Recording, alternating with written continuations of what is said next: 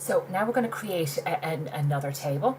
So the first thing we do is in Microsoft Access, we click on the create option up here, and then we'll create, as we did the last times, table in design view. So this is the button here that we use. Okay, and we're in the back end of the table. So I'm just going to type in the field names. Okay, so I've typed in the field names. Now we have got to make sure that the data types are correct. So storage area, we're only going to have a few items in this table, and the storage area, we're going to use text as our data type. We're only going to have a few, so there won't be that many, so text should be fine.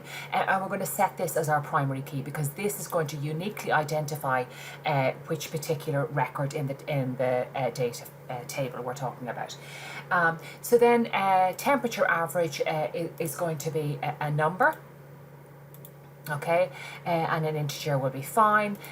Location is going to be short text, that's perfect, and the manager responsible is going to be short text as well. So now we're actually going to enter in the details into the storage table. So we're going to move over to datasheet view. So this button up here that we keep using is particularly useful, and we'll move over to datasheet view, and it asks us to save the table, and we're going to save it as storage table. So type in your name and click on OK. So storage area, we're going to put in dry. Temperature is 12, and we'll fill in the rest of the details. So once you've typed in all the details into the table, then hit the save button. You can see you've given it a name, storage table. You've got all the details in, and we'll take a look at it in design view. We've got all of the details set up in design view. So that's great. Next thing we need to do is we need to connect it in with the other tables. So we're going to close off that table. Always have the tables closed before you do relationships.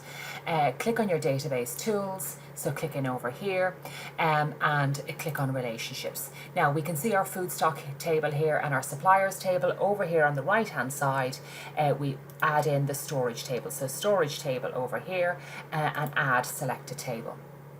So I'm just going to move this one down here so we can see it.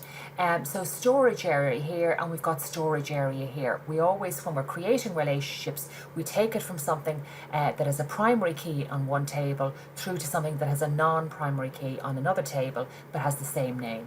So click and drag from storage area to storage area. Okay.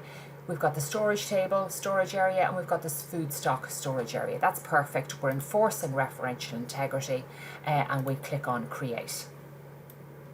So now we have our other table connected, and we can sort of lay them out. We can actually just move these around and sort of tidy up this area.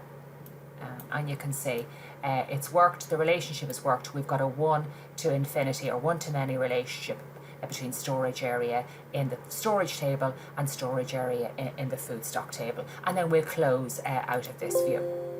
Yeah, we do want to save the changes, and then we'll leave it at that.